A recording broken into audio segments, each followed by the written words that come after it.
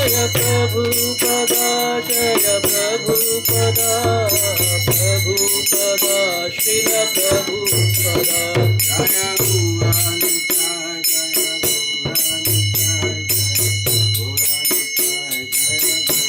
जय गौरानिताय जय गौरानिताय गौरानिताय जय गौरानिताय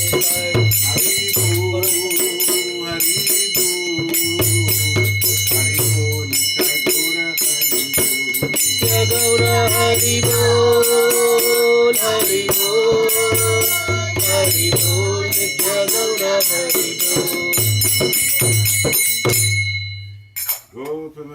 हरि बोल Jai Om Vishnupad Paramhamsa Parivajikacharya Stotra Sata Suchimara Divine Grace A.C. Bhakti Vriksha Swami Srila Prabhupada Ki जय Jai Om Vishnupad Paramhamsa Parivajikacharya Stotra Sata Suchimara Divine Grace Srila Bhakti Siddhanta Saraswati Thakur Maharaj Prabhupada Ki जय Ananta Koti Vaishnava Vrinda Ki जय Namacharya Haridas Thakur Ki जय Iskam Fanacharya Srila Prabhupada Ki जय Prem Shri Kaho Shri Krishna Chaitanya Prabhu Nityananda Shri Dvaita Gadadhar Shri Vasadi Gaur Bhakta Vrinda Ki जय Shri Shri Radha Krishna Gopa Gopinath Shyam Kund Radha Kund Giri Govardhan Ki जय Vrindavan Dham Ki जय Mathura Dham Ki जय Navadvip Dham Ki जय Jagannath Puri Dham Ki जय Jagannath Swami Ki जय Shri Ladu Gopal Ki जय Ganga Mai Ki जय Yamuna Mai Ki जय Tulsi Devi Ki जय Bhakti Devi Ki जय Samaveda Bhakta Vrinda Ki जय Vitai Go Premanande हरि बोल All glories to the assembled devotees. Hare Krishna All glories to the assembled devotees. Hare Krishna All glories to the assembled devotees. Hare Krishna All glories to the lotus feet of Sri Sri Guru and Gauranga. जय श्री गुरु जय Shri गुरंगा Prabhupada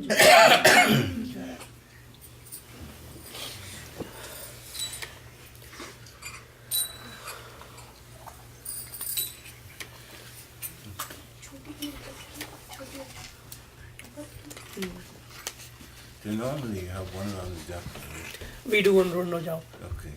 We still can do? yes Okay. Well, you want it will be good one round जाओ we have थोड़ा माला दो then after that you start. A little bit of switch still. But still. Yeah, I know you can.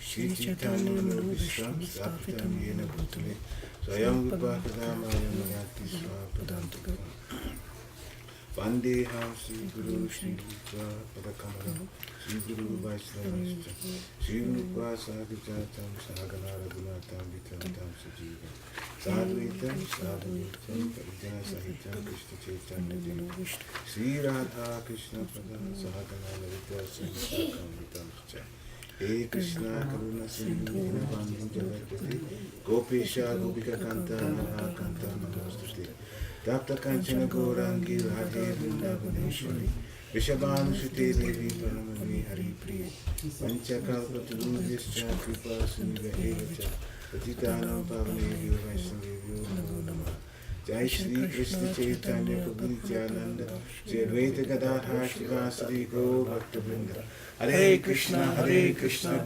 Krishna Hare Hare Hare Ram Ram Ram Hare Hare Hare Krishna Krishna Krishna Hare Hare Hare Ram Ram Hare Hare Hare Krishna Krishna Krishna Hare Hare Hare Ram Ram Hare Hare Namo Vishnu Padaya Krishna Prasthaya Bhutale Srimati Bhakti Swami Namaste Krishna Padaya Prabhupada Chitratmani Shri Gaura Karana Shakti Bhakti Jayajnani Namo Vishnu Padaya Krishna Prasthaya Bhutale Srimati Bhakti Vedanta Swami Nityananda Namaste Saraswati Devi Gaurabhani Pachari Nirveshe Shashri Navadi Pastachari Chachari Ananda Nilavaya Vigrahaya Himavya Divasa Vishundaraya Tasmai Mahapremya Raspalaya Chitanya Chandaya Namo Namaste Chitanya Chandaya Namo Namaste Chitanya Chandaya Namo Namaste Chitanya Chandaya Namo Namaste.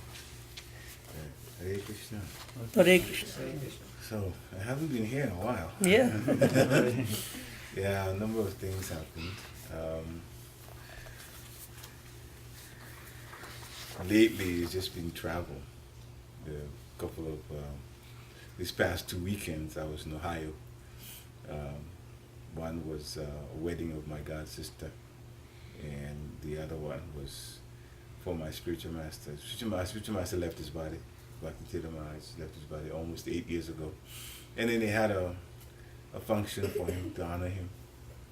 It was called Uniting Prabhupada's Family. My god sister in Ohio did put it together. And so we all went there. Radha Maharaj was there, Bhakti Mark Swami was there, Bhakti Charu Swami was there. There was quite a few. Malati Prabhu. So many people that helped Srila Prabhupada all have become gurus themselves. They were all present. It was a very nice, nice affair. And we got to do quite a bit. I wasn't expecting as much service as I wound up doing, but that's the way it happens. I had to help with Mangalarti, I had to help with sound system, I had to help. I found myself working the whole day. And I went there just to be a part of it. But that's Krishna. When service comes, you definitely accept it, because as Srila Prabhupada says, the reward of service is more service.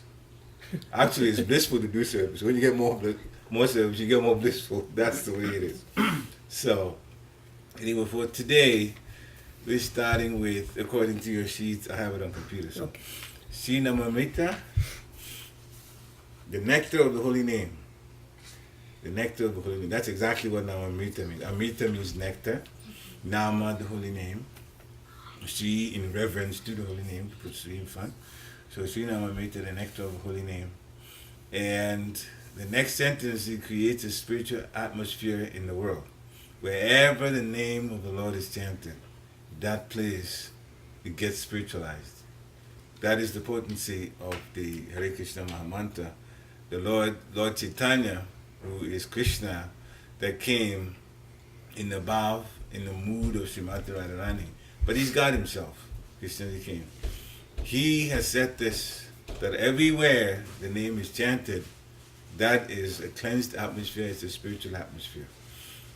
So, and he also has said that the Lord's energies, all of the Lord's energies, are invested in the holy name. So the chanting, the holy name itself is very powerful. The chanting of it and the effect of it is very purifying. And how we connect with it, that is the consciousness when we connect with the chanting, that determines how fast we progress too, and how excited we get about Krishna consciousness. Hare Krishna. So, chanting of the holy name evokes the Vaikuntha atmosphere, freeing the world from material hankering, envy, and anxiety. So many times when the devotees of the Lord were chanting together, this is reported in, or written in Chaitanya Bhagavat, that describes, the book that describes Lord Chaitanya's activities when he came here on this earth. The chanting always made the devotees forget about their worries. See, commies try to drink alcohol to forget about their worries, but it doesn't work very well. The chanting of the holy name is pure. So when one chants the holy name, then the purity as well as the scaling back of material hankerings as well as material anxieties, all of that happens at the same time, just from chanting the holy name. So in the handout, one example of a Prachitas talking to Lord Vishnu, indicating whenever pure topics of a transcendental word are discussed, is it the world or word? Well, looks like the world, but the members of the audience forget all kinds of material hankerings, at least for the time being. So at that time when this is being talked about, not only that, but they are no longer envious of one another, nor do they suffer from anxiety or fear. when topics of Krishna and Krishna's pastimes are discussed, they are very sweet. The more seriously we take this process, the sweeter the pastimes become. You can read about the pastimes, and depending on how serious you are, you can go back later on and read it, and it would be sweeter. So all the books, materially, we look at it, it has a beginning as an end, but in actual fact, they have no end, because they purify, and if you read it again, you get more from it. You read it again, you get more from it. Practically all spiritual books are like that. Bible is like that, Quran is like that, the Vedas definitely like that, without a doubt. You get that from it. So, Prachitas were princes, their father is Prachinavahi. Sometimes it's Prachinavahi Shah. He was very materialistic himself, the king was. But his sons, actually, since I'm talking about the king, so I'll stay with the king for a short while. Sri Narada Muni, who is a pure devotee of the Lord, the transcendental space traveler, as we call him, he runs around material and spiritual world, met up with the king, decided to give him a lot of mercy. And so he told him a story. He told the king, Narada Muni told the king, Prachinavahi, a story about another king who was called Puranjana. This is all in Srimad Bhagavatam. But the interesting thing was that as Narada Muni was talking to King Prachinavahi about this King Puranjana, and he told the king that this is a story. Puranjana is not really a king, but as he was telling the story, the King Puranjana had a wife, and he was so attached to his wife. Everything the wife wanted materially, he would do, and basically it's called a henpecked, right? Henpecked husband. Everything. That doesn't mean that if your wife wants something, you shouldn't do it. But on a material platform, okay, we're talking about the material platform. Now, as Narada Muni was talking to the king began to realize that, yes, there is no King Puranjana, but actually the King Puranjana's activities are exactly my own activities. This man is talking about me. So, it's interesting that Narada Muni was talking to the king in a story form. That is as we call it an allegory. Make a story out of a real situation, but so the king learned a lot from it, and from that, he decided to detach from material things. The king's very wealthy. They have so many things. They have big palaces. They have nice wife, family. Sometimes more than one wife. All of this, but so many material things. And as Narada Muni described more about the ultimate anxieties that material life brings, then King Puranjana, from the story of King Puranjana, then King Prachinavahi decided to get away from his kingdom, okay, and embark on spiritual life. Now the Prachitas, the princes, they were already spiritual. They, in fact, went to perform austerities by standing in the river. But before they went, they met Lord Shiva. Lord Shiva knew of their intention. So Lord Shiva met up with them and gave them prayers to say while they were performing their austerities. I have the prayers on the computer, if we have time, so I haven't even got the two paragraphs yet. So if we get to the end, I can talk about the prayer, I'll bring the prayer up. Very nice prayer by Lord Vishnu. Lord Shiva to them. And so when they started their austerities, then Lord Vishnu also appeared. And when he appeared, of course, they were very, very excited, as anybody would be meeting with the Supreme Lord. And this is part of the conversation between them and Lord Vishnu. Whenever pure topics of transcendental were discussed, then the members of the audience forget all kinds of material hankerings, at least for the time being. It cuts envy. They don't suffer from anxiety. They don't suffer from fear. One of the greatest meetings about discussion about the Supreme Personality of Godhead took place between Maharaj Vriksha and Sukadeva Goswami.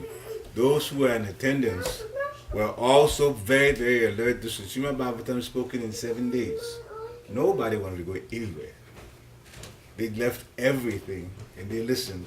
As Maharaj Vriksha was the one that could ask questions, but everybody else was listening. And Vyasaki, also the same name as Sukadeva Goswami, was describing Srimad Bhagavatam based on information as well as questions, answering Maharaj Vriksha's questions. As we also benefited from Bhagavad Gita, Arjuna asking Krishna questions, okay, and Krishna responding to them. So, Vaikuntha means without anxiety. This material world is called Kunta, full of anxieties. We cannot get around anxiety unless you take Krishna consciousness more seriously. The more seriously you take Krishna consciousness, the less anxious you become. Because the consciousness now becomes, Krishna is in control of everything. So even as things materially are happening that are difficult to understand, or even to control, or see what's going on, if you kind of tell your mind or tell yourself, the intelligence takes over and says, Krishna is in control. Whatever it is that is supposed to work out will work out according to Krishna's plans. In the end. It takes faith in Krishna for that to happen. Because if your faith is low, you're going to say, I will try to solve this myself. Well, then you get to more anxiety. Sometimes you'll be able to, sometimes you won't. But Krishna's solution is always the best. So, Vaikuntha means without anxiety. That's the spiritual world. There is no anxiety. But the material world is full of anxiety, called Kunta. Prahlad Maharaj said, Sada Samu Vigna Dahinam Asad Grahat. Living entities who have accepted this material world as a residence are full of anxiety. One of the things anxiety does, it breeds envy. It can breed envy easily. Because when somebody is it's anxiety over something they have no control over, or at least they feel they have no control over. Therefore, if they see someone else that seems to have control over that thing, immediately they get envious of that person. You can control this and I can't. You have this, I don't, and so on. It could be very, very simple thing. We're going to a certain big function. I want to dress for that function. I don't have the type of dress, the color that I want for that function. Then I go and I see somebody else with that type of dress, with just the color that we wanted, right? Idiot. We don't have that color, therefore you're in anxiety. You go and find someone else that has that color. You go, I wish it was me. Why does he have to have that color? It looks better on me. Immediately, here comes envy. Very, very, very easy to get into that. And so we have to always be alert. If a devotee wants to advance, they have to be careful about Maya's tricks and not give Maya any room at all. And it's a whole lecture in itself, how to deal with Maya. But to come back to this, the acceptance of place immediately becomes Vaikuntha whenever the holy topics of the personality of Godhead are discussed by pure devotees. So, if you're not pure and I'm not pure, and there's nobody pure around that you know, so how does the place become Vaikuntha? Well, see, the system we have now is set up such that the pure devotee's word is always there. It's always there. Where is it? The Shastra. The books have it. If you just repeat what the pure devotee has said, that's words from the pure devotee. The words of the pure devotee purifies the place. So you don't really have to have a pure devotee present physically. It's like say, okay, I can call my spiritual master a pure devotee, but he's left his body. So what do? I can never have his audience. That's not true. He is present in his books. He's present in his lectures. See, the Prabhupada is present in his book. He's present in lectures. So that's why we have Guru, Sadhu, and Shastra also. So Shastra is the word spoken by the pure devotee. So when Shastra is there, the purity is always there. So there's no excuse ever to meet and talk and discuss. about transcendental subject matter. Besides, when the heart is open and there's great faith, then even someone who's not pure, see the system, you're just getting contact, you contact the transcendental system, and with it comes not only purity, but with it comes the excitement, the enthusiasm, all of that comes at the same time. So the transcendental system is already in place. And we try to, as much as we like, contact the transcendental system and or the holy name, especially in Kali Yuga, the holy name. The Lord is present in his name. The holy name. Hare Krishna, Hare Krishna, Krishna Krishna, Hare Hare, Hare Ram, Ram Ram, Hare Hare. So chanting and hearing about the Supreme Lord Vishnu. As the Supreme Lord himself confirmed, so right now I'm at the shloka. Naham tishtami vaikunte yoginam hidaya suva tatra tishtami narada yatra yanti mad bhakta. My dear Narada, actually I don't reside in my abode, Vaikunta. Nor do I reside within the hearts of the yogis, but I reside in a place where my pure devotees chant my holy name and discuss my form, pastimes, and qualities. So just before we started this, we were chanting the Hare Krishna Maha mantra. So as the Lord is saying, I reside within that place where my pure devotees chant my holy name. So just for argument's sake, or just for example, some of you may be pure, I know I'm not, but then we were chanting here. Was there a pure devotee chanting? Yes. Srila Prabhupada was chanting, and he's a pure devotee. So see, we get the benefit of what Srila Prabhupada has already done, what the Prabhupada has done. They're pure, therefore whether we're pure or not, as long as we're connected and doing what they're doing, as it says in the Nectar of Instruction, you follow what their chargers do. So their charger was chanting, we were chanting, we were fine. Just like that. There isn't, it's not big rules to how to contact the holy name. It's been made so available by the Parampara, the Understood Prabhupada. And therefore, if we follow that, then basically what's being said, we can say, all right, well, maybe we're not pure enough, but then we're in contact with it because of Srila Prabhupada's mercy. So really, what it boils down to is that whenever you want to chant japa, as much as possible, have Srila Prabhupada's japa going on too. In fact, he gave a lecture about it. It's good to chant yourself. It's also good to hear the beautiful chanting. Both of them have benefit. So we don't follow just to hear Srila Prabhupada. No, he has a purifying effect. We may not, but he has a purifying effect from his chanting. So when we hear him and then chant at the same time, one other thing it does is that since it's transcendental sound and we're hearing, see, we're speaking when we're chanting. When we're hearing also, because Srila Prabhupada is chanting. So we get to use two senses. We hear what we're chanting, what Srila Prabhupada is chanting, and Srila Prabhupada chanting purifies the atmosphere, and we just tag along with it in the purification. So that's the process. Besides, hearing and chanting are the basis.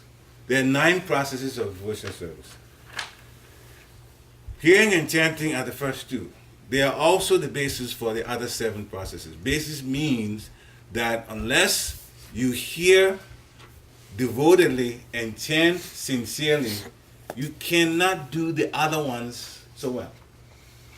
The other ones are remembering, praying, worshipping, offering obeisance, becoming a friend, becoming a servant, and surrendering fully. These very much depend on the hearing of transcendental topics and hearing the name chanted by the pure devotee as well as chanting yourself. So when you take those seriously means follow the process strictly. Don't play with it. Then Maya's going to try to get you to play with it. He'll give all kinds of excuses. He's so good at it. But you have to overrule Maya. Overrule Maya. Overrule Maya. Some of the things that devotees who've been doing this a long time, 30 years and so on, Prabhupada disciples, what they do is that they are regulated. There's a certain time they do certain things. This time, get up, there's this I do, there's this time that I chant and so on. So because the day is worked into, the day is set, okay, and you may not be able to follow it to the T every time, but once you have regulation, then your mind can help you. Okay, we say at this time I chant. Therefore, you get up and you start chanting. There may be the other thing, but it's too early, or all kinds of, but I have this other thing to do, I have that other thing to do. One of the important things we need to remember is that when the excuses start coming, you have to overrule the excuses. We're talking about this in Baltimore Temple, and so many devotees, initiated devotees, they were agreeing with it because it's like, well, yeah, I know I have to chant. I'm about to chant 16 rounds, and today I haven't chanted, so I have to start chanting. But I have this and this and this and this other to do, which is important. It's all part of my time. Therefore, I'll do them. Then I'll chant later. As soon as you say later, you're in trouble. Because Maya is going to say, yes, you finished this, but you have this other thing to do. It's only 2 o'clock. You know, you just have up to whatever, 7 hours of the 10. As soon as you finish one thing, then this other thing. Then this other thing. Then next thing you know, 5 o'clock, 7 o'clock, 9, 10. I haven't chanted. Or I'm going to chant before I go to sleep. Well, true. So you pick your bead bag and start chanting, and you have no energy. Right.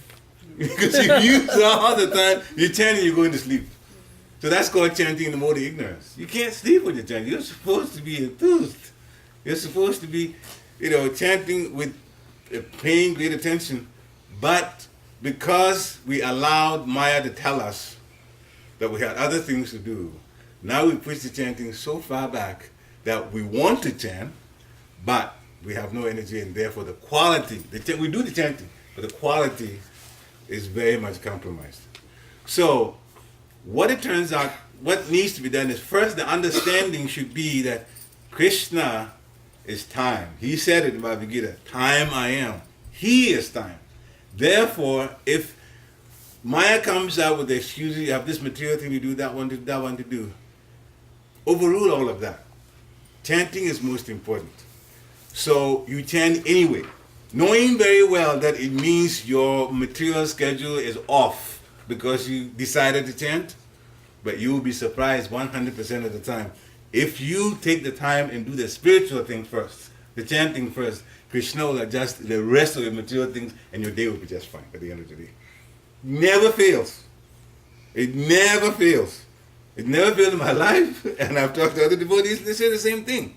As soon as you give the priority to the spiritual thing, the material thing gets arranged for you. Better than you yourself can think of. You already lost because you wanted to think, you want to do it at a certain time, right? The material things, and you decided to change, so you're already off. Your program, according to your mind, is already off. So now Krishna has to take over, and he does an excellent job of making the day work just well. See, Krishna is the one that can control who can be where, when, at a certain time. He can do that. He can arrange for things that you want done to be done. Oh, then I have to go to the supermarket and get this and that, and I stopped and I chanted. Next thing you know, the arrangement has been made and that thing, whatever it is, Krishna is expert at doing that. It will get done. It always gets done. So it's a question of the priority is the spiritual part. That's the only thing that's important. As long as we remember that, especially with chanting, because that's the process of connecting with Krishna consciousness in this Kali Yuga. As long as we take that seriously, and every time we get into that situation of material versus spiritual, and there's only so much time, do the spiritual first, the material one will be taken care of. Anyway, so back to this, because the presence of the Lord in the form of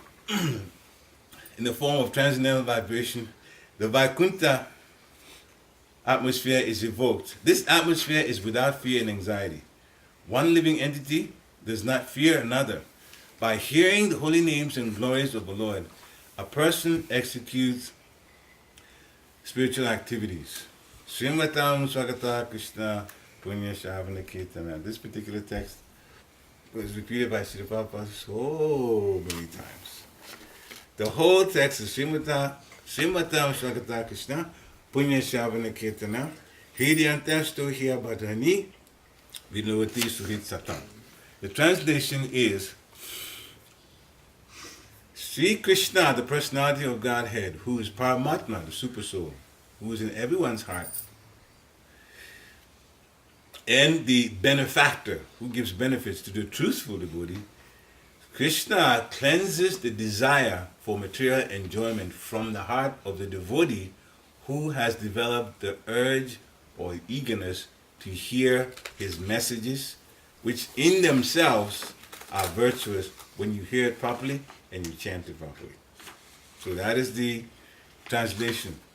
Sri Krishna, the personality of Godhead, who is a super soul, we'll talk about super soul in a minute, some of the things that super soul does. He's in everyone's heart. He's a benefactor of the truthful devotee. And what he does is cleanse the desire for material enjoyment. So the material enjoyment is the one that keeps us from moving forward spiritually. Cleanses the desire for material enjoyment from the heart of the devotee who has developed the eagerness, the urge to hear his messages, which in themselves are virtuous when properly heard and chanted. So back to the great meeting of Maharaj Pariksit and Shukadeva Goswami. Those who gathered there were very, this was one qualification that they all had. They were eager, very eager to hear. The eagerness is very important. Hearing is okay, but being eager to hear puts the hearing at another level. The eagerness helps us to grow more spiritually more quickly. The eagerness, the urge to hear. The devotee who has developed the urge to hear, so as much as possible, do listen to lectures and do listen to chanting and bhajans and kirtans.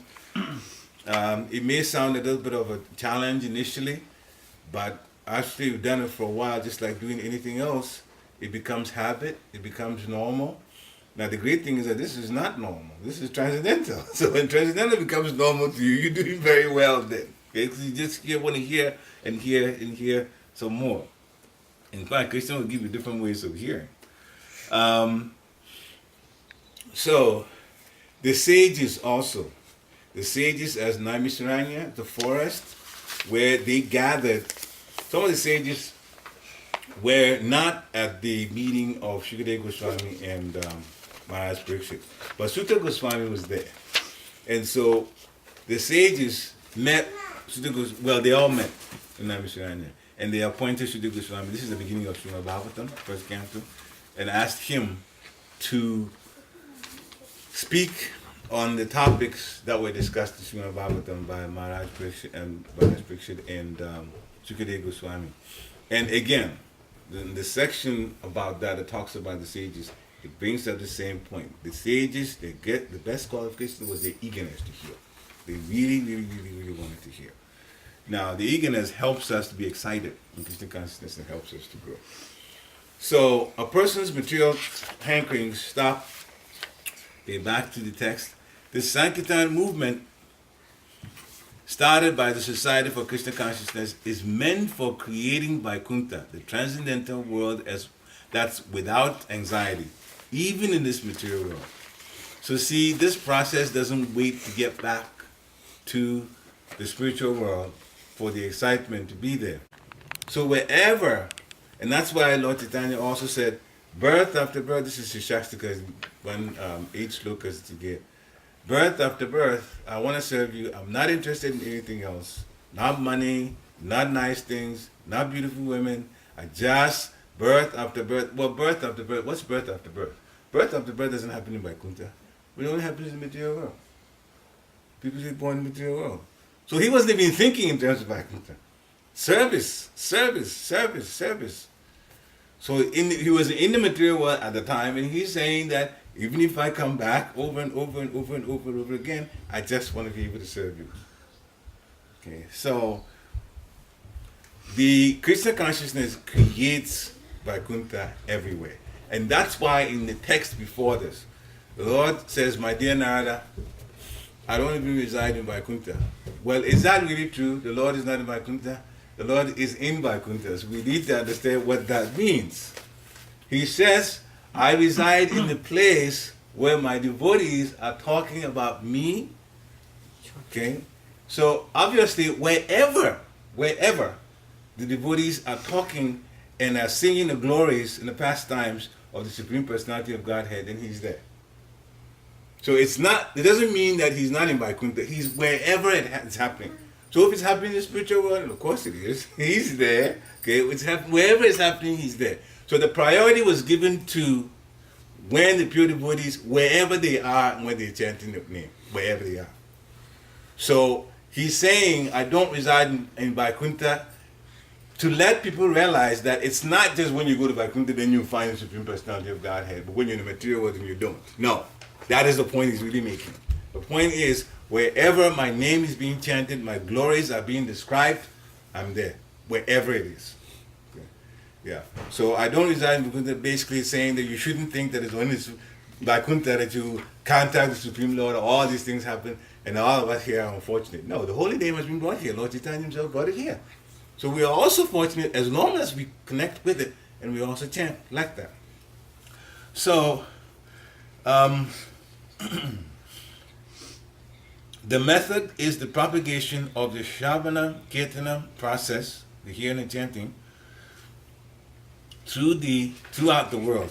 In the material world, everyone is envious of his fellow man. Animalistic envy exists in human society as long as there is no performance of Sankirtan Yagya. This is so true. This is so true. The chanting, I have some idea. Hopefully, Krishna, keep it in my mind to finish reading this and then come back to that point. Animalistic envy exists in human society as long as there is no performance of Sankirtan Yagya. If there isn't, then the envy is there. The chanting of holy names. Hare Krishna, Krishna Krishna, Hare Hare. Hare Ram, Ram Ram, Hare Hare. I know of devotees, initiated devotees, who disagree one thing or another. Sometimes they disagree rather vehemently, and even for a while they may not talk to each other. But when it comes to chanting the holy name, it is amazing. I've seen in the temples how they just all of a sudden they can chant, they can dance together. All of the holy name is interesting how it just changes. It changes things, just like that. It can happen, and it does in fact happen. The envy goes aside. So many things, and after the person actually, the two people, they're not being communicating well, feel good about the chanting. One person can easily break the ice to the other person, and whatever is disturbing them, they can end from the chanting. Very, very, very, very powerful how that happens. When are we supposed to? This goes up to what, 12? Yeah. No, okay. So Maybe we can extend for another 10 minutes. We started late. All right, we'll see. We'll see how Krishna and Guru decide. So, the next part of this is spiritual education. Bhagavad Gita, chapter 9, text 26. Patram pushpam phalam tuyam yo me bhaktya prayaschiti tad aham bhakti upakritam asnami pratyatmanaha. If one offers me with love and devotion a leaf, a flower, a fruit, or water, I will accept it. This sentence here, the Krishna said, shows the great mercy of the Supreme Personality of Godhead. Offering to him does not depend on wealth. Who cannot get a leaf, a flower, or fruit, and water? Nothing to do with wealth. You don't have to be a rich person to do this. Anybody can do this. Anybody will do this. Okay, so, but there is more to this particular one. We just read a little bit. It says, for the intelligent person, it is essential to be in Krishna consciousness. For the intelligent person, engaged in the transcendental loving service of the Lord in order to achieve a permanent blissful abode for eternal happiness. The process of achieving such a marvelous result is very easy and can be attempted even by the poorest of the poor without any kind of qualification. That's what we're just talking about. What Krishna would accept, anybody can offer. The only qualification in this connection is to be a pure devotee of the Lord. It does not matter what one is or where one is situated. The process is so easy that even a leaf, usually we talk of leaf, we say particularly to tulsi leaves, because that's the one the Lord, that's greater connection. Little water or fruit can be offered to the Supreme Lord in genuine love, and the Lord will be pleased to accept it. No one, therefore, can be barred from Krishna consciousness because it is so easy and universal. So, if one offers, Krishna says, one offers me with love a leaf, fruit, flower, water, I will accept it. Later on in this, it explains that, as we well know, the Lord is the creator of everything, so he really doesn't need anything. The expression here of offering First, the items that the Lord accepts are so simple, the poorest of the poor can offer it. Okay, so the money situation or wealth situation is put aside. Okay, it doesn't count here. The other thing is, since the Lord is Atmaram, self-satisfied, if someone offers these items with love, that is the key. They want to do it because I want to serve the Supreme Lord. Therefore, I want to offer to the Supreme Lord. Then He will accept it. And if you want to develop love for the Lord, then what the Lord wants is what you should offer. Therefore, you can't offer something that the Lord says no to. You have to offer only what the Lord says that He would accept. So in this regard, the spiritual masters down the Parampara have more details, which is also written here.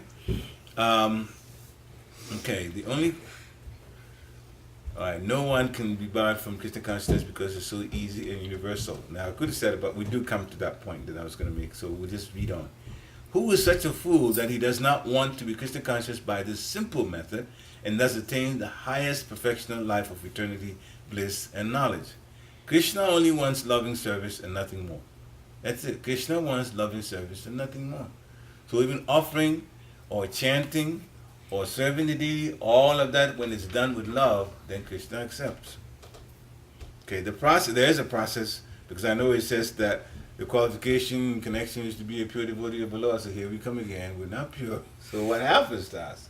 Well, when you offer, see, this is the importance of the parampara. We offer, what we offer, when it comes to the food, the water, the leaf, flower, those are all material things. So when we offer with love, we offer to Guru. Then Guru offers up the parampara to Krishna. Now, the Shastra explains that once Guru accepts what you've offered, the Guru's offering is already made spiritual. Okay, so we may offer material things, but because we have love in our hearts that we want to learn how to love and serve the Lord, so we do that, and we take the items that the Lord has requested according to what the Shastras there in the guidance of Guru, we take those items and offer that, we offer to Guru. So there has to be, if you're offering to your altar, there has to be Guru there. So the Prabhupada, if you're not initiated, Srila Prabhupada's picture at least should be there. So you offer to, if you know the Guru that you want to take initiation from also, you can have his picture and offer to him. Because initiation, once your heart is connected, you're actually initiated. Practically, the rest of it is a formality. It's important, but it's a formality. Okay, yeah. So if you have, and I know some of you are at that point, that you actually have a Guru in mind. Yes, have the picture and offer to that Guru. And the Guru is already, in a position to give to Srila Prabhupada and on and on. And so that's where the spiritualization takes place. And they are pure. So you don't have to worry about your purity. They are pure, the connection. So when it says that when the pure devotee offers, it's to the parampara. Okay. So never worry about lack of purity. And one day we'll all be pure. That would happen. It takes time, but gradually the purity also comes from hearing and chanting and doing the other services too.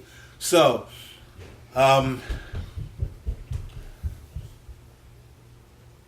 okay, I already read, who is such a fool that he does not want to be Krishna conscious by this simple method? Krishna wants a loving service and nothing more. Krishna accepts even a little flower from his pure devotee. Okay, so he does not want any kind of offering from a non-devotee. He is not in need of anything from anyone. He's satisfied. He's self-sufficient. So he accepts the offering from of his devotee in an exchange of love and affection. So the question answers itself. He said, why does he want any offering from a devotee? He created everybody. But devotee or non-devotee is by choice.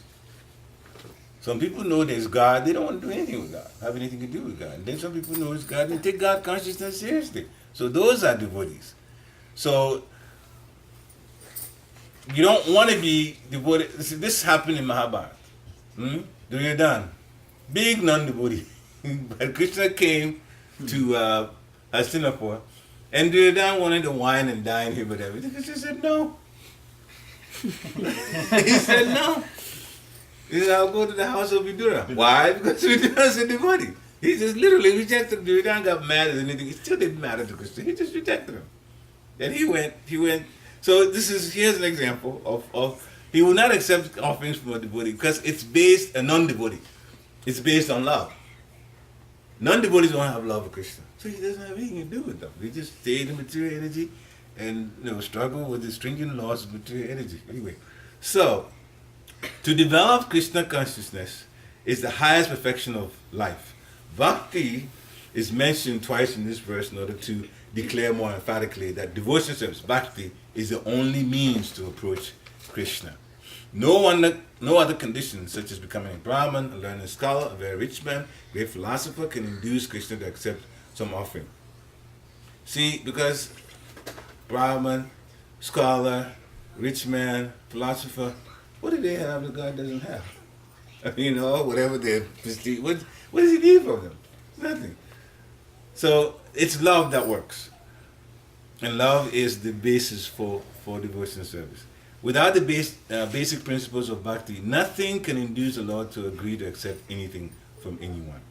Bhakti is never causal. It's not a force. It's unmotivated. The process is eternal. It goes on here. You go back to Vaikuntha. You go to Vrindavan. You still perform service. It's the direct action in service to the absolute whole. Here, Lord Krishna, having established that He's the only enjoyer, the primeval Lord, and the real object of all sacrificial offerings, reveals what types of sacrifices that He desires to be offered. He says He's the only enjoyer, the primeval Lord. So we are to be enjoyed. We are to serve. Our happiness comes from serving.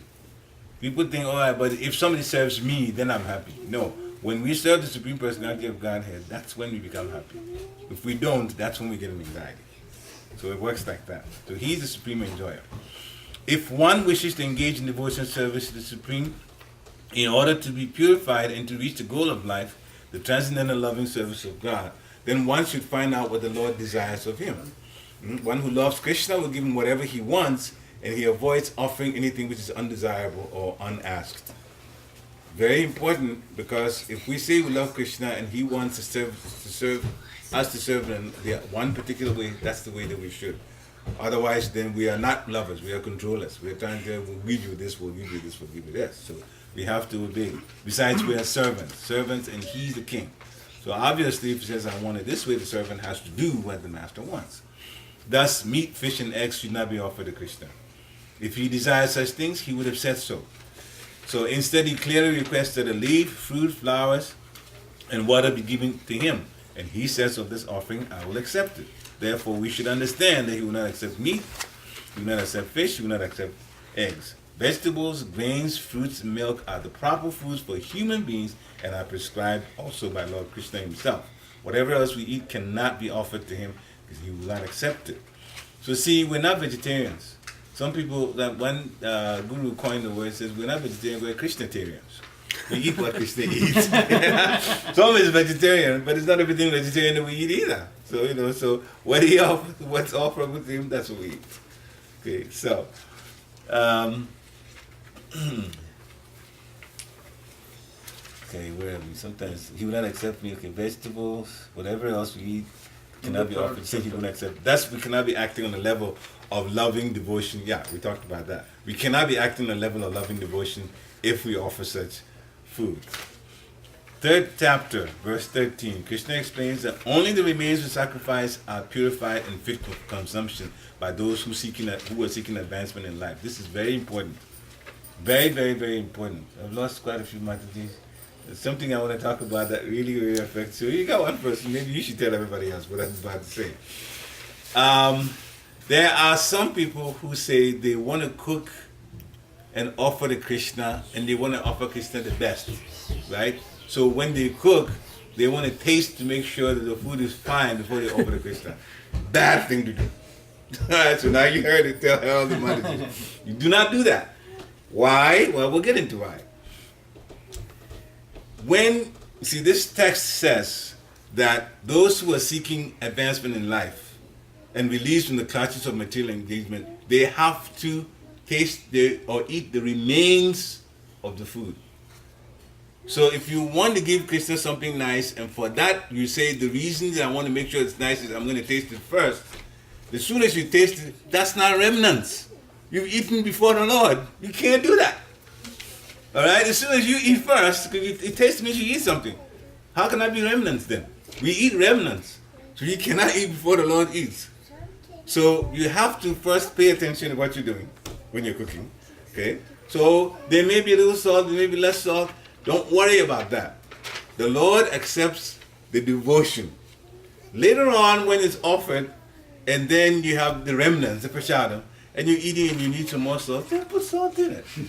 The Lord is not waiting for your food to be so delicious that you needed to taste it first before you gave it to him. No, he just wants the devotion. Now, speaking about that, I'll tell you something. We talked about the fact that he rejected the Redan. The Redan was going to give him lunch, and he rejected it, and he went to Vidura's house. Vidura put purity body of the Lord, Vidura and his wife. Okay? So they cooked for him, and they were so glad that he was in their house, Krishna was in their house. And with so much devotion and love, they were feeding him, that Vidura's wife forgot to give him the banana itself, but she peeled the banana and gave the banana peel to Krishna. Now you talk about mistake, you just want to put food in a little salt in your food. She made a total mistake. Vidura saw it and was going to try to stop Krishna from eating the banana peel. Krishna ate it anyway. Why? Because the love that was coming from Vidura's wife, that was what was actually the important thing to him. It wasn't even so much the food itself. The love that was coming. Okay, so he took it. He took it, and he knew he was wrong. He knew Vidura. He could easily have stopped and said, all right, wait, or Vidura, bring the real banana, your wife just made a mistake. No, he didn't. He ate it anyway. So it's not important that you try to or come up with the excuse, I've got to taste before I give it to Krishna. Never do that. Never do that. Srimati Radharani guides us in cooking. When you're cooking for the Lord, Radha is there to help you through it. And so you just give to the Supreme Personality of Godhead. And then you take the remnants. Very important. So if anybody has been doing that, they have to stop. Tasting before you offer to the Lord. No. So, further down, it actually says, we're almost, let me see. This is quite long. Okay, well, we have like a couple of paragraphs before we get there. Okay. I'm going to read, because this is all about... Okay, I should not jump in the steps. We'll just read to the end. That's basic. Okay. We cannot be acting on the level of loving devotion if we offer such food. In the 3rd chapter, verse 13, so we've talked about all of this. Okay. Krishna explains the remains of sacrifice are purified and fit for consumption by those who seek advancement. The remains of it, prashadam. Those who make their offering, those who do not make an offering of their food, he says, they are eating sin. They are only eating sin. This is Bhakti Vriksha. In other words, that every mouthful is simply deepening their involvement in the complexities of material nature. So if you don't eat what's offered to the Lord, then you're getting more and more entangled. But preparing nice simple vegetables, offering them before the picture of the deity of Krishna, and bowing and praying for him to accept such a humble offering enables one to advance steadily in life, to purify the body, and to create fine brain tissues, which will lead to clear thinking. Above all, the offering should be made with an attitude of love. Krishna has no need for food because he already possesses everything that be, yet he will accept the offering of one who desires to please him in that way. The important element in preparation and serving is to act with love. So serve with love. Impersonalist philosophers, they wish to maintain that absolute truth is without senses. They can't comprehend this because, the eating is part of the sense, the use of the sense of eating, and so they can't even understand why you have to offer like that. To them, it is either a metaphor or proof of the mundane character of Krishna, the speaker of Bhagavad Gita. But in actuality, Krishna, the Supreme Personality of Godhead, has senses, and it is stated that his senses are interchangeable. In other words, one sense can perform the function of any other. This is another whole thing we could talk about. But this is what means that Krishna is. This is what it means when that Krishna is absolute. Lacking senses, he could hardly consider full in opulences. In the 7th chapter, Krishna has explained that he impregnates the living entities into material nature. This is done by looking from the material nature. Okay, he impregnates by looking. So an exchange of senses. And so in this instance, Krishna, hearing the devotee's words of love, offering foodstuffs, is wholly, totally identical with eating it and actually tasting it. Okay, because the senses are interchangeable. So Krishna does eat, but he can eat with a different sense, not necessarily with the mouth. Okay, this is done by looking upon the material nature. And so in this instance, Krishna is hearing the devotee's words of love and, okay, I'm going back. Offering foodstuffs wholly identical with his eating and actually tasting. This point should be emphasized because of his absolute position. His hearing is wholly identical with his eating and also with his tasting. Only the devotee who accepts Krishna as he describes himself without interpretation can understand the absolute truth and can eat the food, that the absolute truth can eat the food and enjoy it. Okay, so we went a little long there. It's 5 after 12. It says questions section. Why do the truly intelligent people want to be Krishna conscious? The truly intelligent. My spiritual master used to say, there are professors in different universities and all of that, but the intelligent people in the world are the devotees. The most intelligent people are devotees. Why do truly intelligent people want to be Krishna conscious? There's so many ways to answer this. Anyone? Truly intelligent. Yeah. Because they know what is the absolute truth, what really we need. So that's why I think. Okay. What's important? What's Yeah. most important? They Okay. want to get rid of the birth and death process. Yes. So they have good understanding about why birth and death is actually not favorable for us. So the Krishna consciousness gets rid of that. Any other answers? Because Yeah. Purified. They want purification, yes. Yeah. it is so simple. Krishna made it so simple that We made it simple, yes. We can, yeah. Yes. That can be good. Intelligent people. It is a simple process to be done. What qualification is necessary to attain this? To be Krishna conscious? Pure devotee. Nothing. Humbleness. Nothing. nothing. I know purity. Nothing. Anyone can be Krishna conscious. Anyone can be Krishna conscious. You do over time gradually become pure. Yeah. But anyone can. It's open to everyone. Okay. Why does Krishna want us to offer him food? He feels happy. He feels Okay. loved. He feels loved. He feels loved. Okay. Very nice. The love involved in it is the love, not the need for it. The love involved in it. It's an exchange of love to give something. Prabhuji, you want to repeat for all the Matajis? How Okay. should they cook? That what I talked about? Only the summary. Because the Mataji who Quick. heard, she left. No. Oh, the money who had left. That they wanted to come back and they don't know. Okay. We talked briefly. I'll just take a couple of minutes to say this. When you're cooking, sometimes, because you want the best for Krishna, and that's understandable, that you want your food to taste so nice to give to Krishna, that sometimes there's a temptation to taste the food, right, before you offer it to Krishna. Make sure that it's got the right spice, you get the right quantities, and so on. It is a wrong thing to do. In fact, it's a bad thing to do. That's what we're talking about. Even though your intention is good, but what a devotee does is that they eat the remnants after Krishna has eaten. So even if you intend to cook nicely for Krishna, and because of that intention you taste it, you have eaten before Krishna. See, the taste is not remnants because you haven't even offered it yet. See, and that's the mistake. So we just have to pay attention when we're cooking, okay?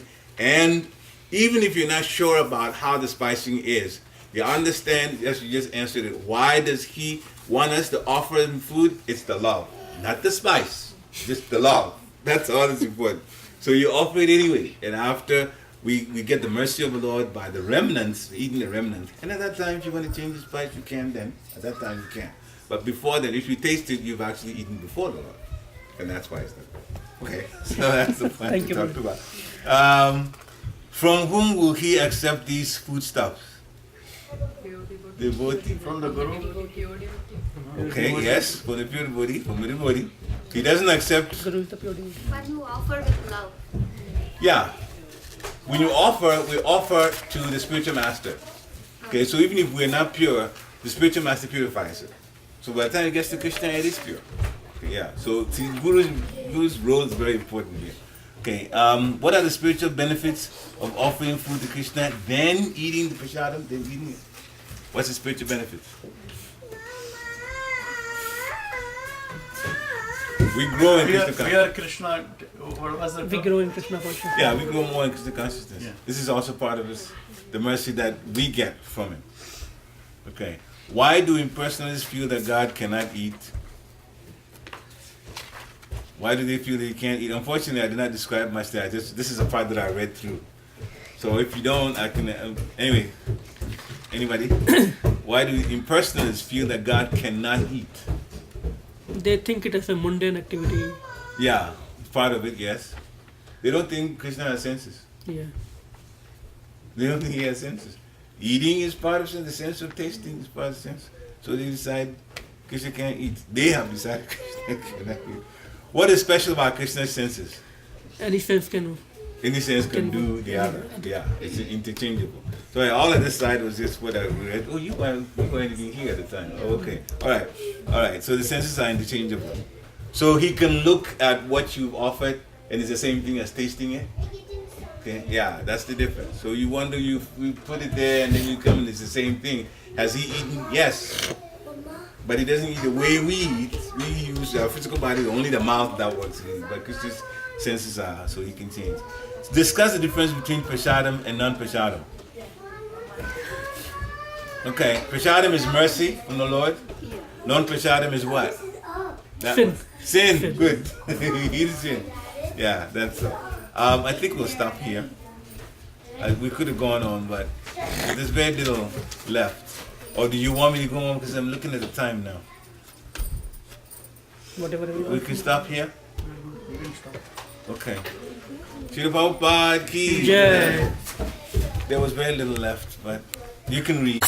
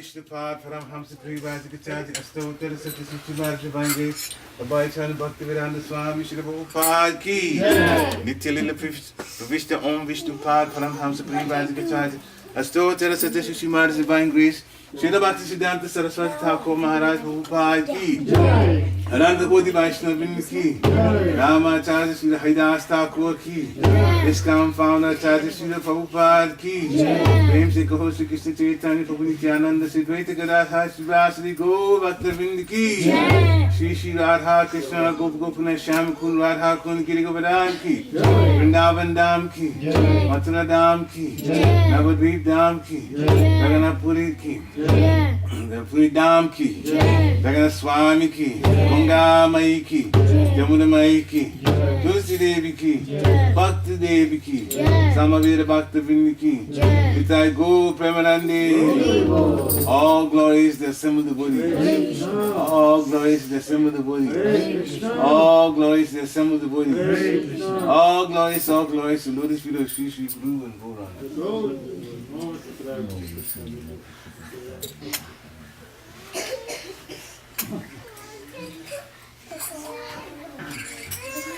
Namaste Narasimhaya.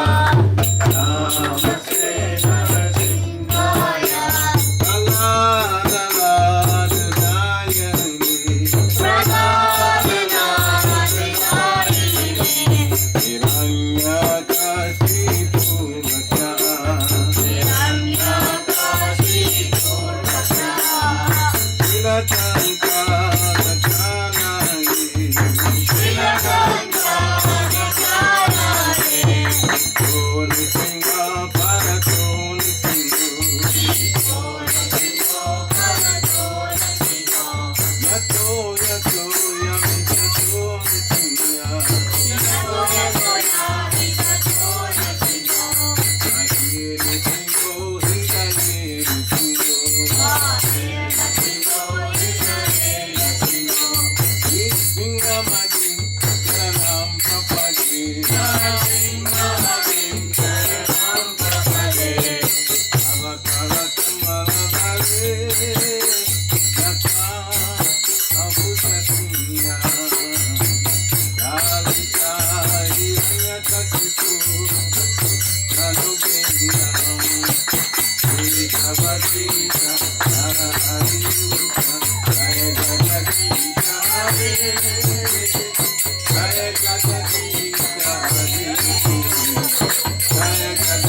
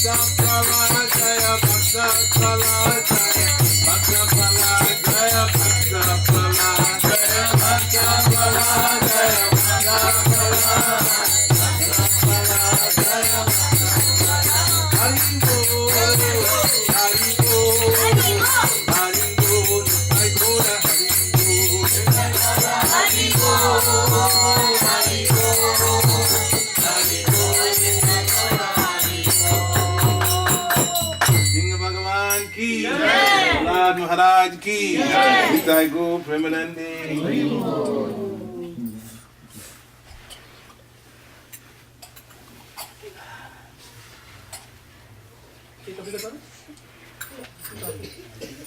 Today we will celebrate Arul's birthday. Arul, come here.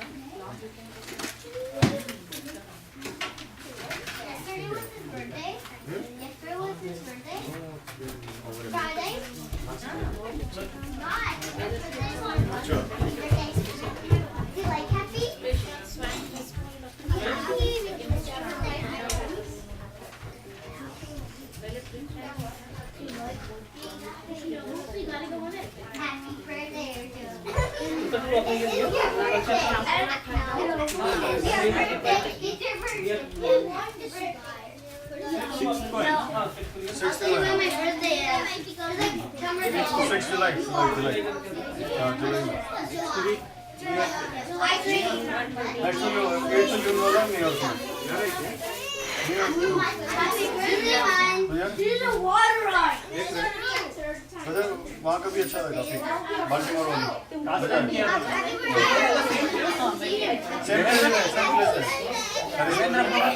Baltimore का same place last year last time बहुत hit हो गया था जो पार्टियाँ थी ना जो कीर्तन करने के लिए जो मंदिर आते हैं शामिल को इतना बढ़िया कीर्तन किया इतना बढ़िया इतने लोगों ने डांस किया कंटिन्यूसली एंड तक 6 बजे तक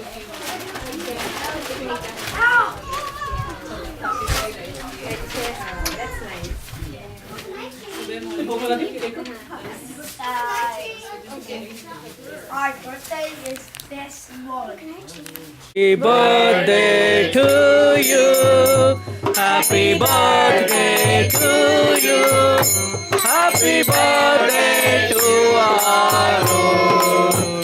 Make a day to you. May Krishna bless you. May Krishna bless you. कल्पतरुभ्यश्च कृपासिन्धुभ्यैव च पतितानां पावनेभ्यो वैष्णवेभ्यो नमो नमः। Hare Krishna Krishna Krishna Hare Hare Hare Ram Ram Ram Hare Hare Hare Krishna Krishna Krishna Hare Hare Hare Ram Ram Hare Hare. And at the end of summer vacation we'll have quiz. It won't be a quiz actually, it'll be like what do you call that? multiple choice Not multiple choice, like TV पे आता था क्या था उसका? Oh, Objective. अच्छा नहीं। question हाँ हाँ like टीवी में जो गेम आता है ना Oh, famous game. Jeopardy. something like, well, crore, well, I don't we don't have crores, but Jeopardy. Jeopardy. yes, Jeopardy. right. Jeopardy. Jeopardy, yeah. We'll have a Jeopardy based upon this book, okay? Very good. This is a small book, you know, I love Jeopardy. and again, the contestants would be families. So each and every family, they will have their own teams, okay? Okay. So as long, so we have, I guess we have about 10 families approximately. approximately. So like, you know, we'll have 10 teams, Okay. and then we'll have a Jeopardy. Like it will be very nice with all, you know, multimedia and everything, okay? But based upon this book only, nothing out of this book. So I'm gonna pass on each book to everybody. This is written by Bhakti Vikas Maharaj. You know, he's one of the sannyasis. Usually preaches in Gujarat mostly. So he's yeah. Each family will get one book, okay? So and you can pass it on to your family members. One each family. Anju, let me order. Haribol. Prabhuji, what's the date? At the end of vacation, like we'll come out the date and prize. There'll be 3 prizes: first, second, third prize. Okay. Again, that's a surprise. Again, prize. I'm not gonna tell you what it is. Dad, So I will tell you how when you we have for play your Jeopardy. family. We Okay. know. What's the date for the quiz? Only I Yes, know. Date will be up to Devendra Prabhu. Like Take we it. will, like you know, we decide what date would be good, and then I'll arrange for other things. Like Sure, Prabhuji. Sure. Daddy, You, Yeah. Daddy, only I can know, right? You're gonna do it. July and 26th. you pass it on. So can I pass it up? So just want to make sure each family. Okay. प्रभु जी थोड़ा चंदन यात्रा के बारे में बता दीजिए. Everybody is getting emails from Padmadas Prabhu ji anyway. Cooling, like you know, so you know, everywhere in India, especially in temples, like you know, you have, you know, it's considered very nice to have chandan laid around, you know, the transcendental body of the deities, like you know, and apart from that, like you know, we can also swing them, like you know, especially like it feels very good when you know in summertime when you're swinging, like. So I think it's a nice pastime, and it's serving the deities. In fact, serving the deity is not different from serving the Lord Himself. So I think it's a beautiful time of the year. It's, you know, again, since it's very hot, like you know, nothing much to do outside. So in indoors, like you know, we can just like you know, swing the deities and apply chandan, like you know, and do chamar, like and we can fan them. Right. It feels very nice. Yeah. And I'm sure everybody is getting a lot of every day one email from Padmadas. See the pictures. I mean, don't ignore those emails. If you see the pictures, such a beautiful picture, beautiful, beautiful pictures. Just I think it happens a whole month. the name. Whole month in the different temples they apply chandan. Then Yes, yes. The picture quality is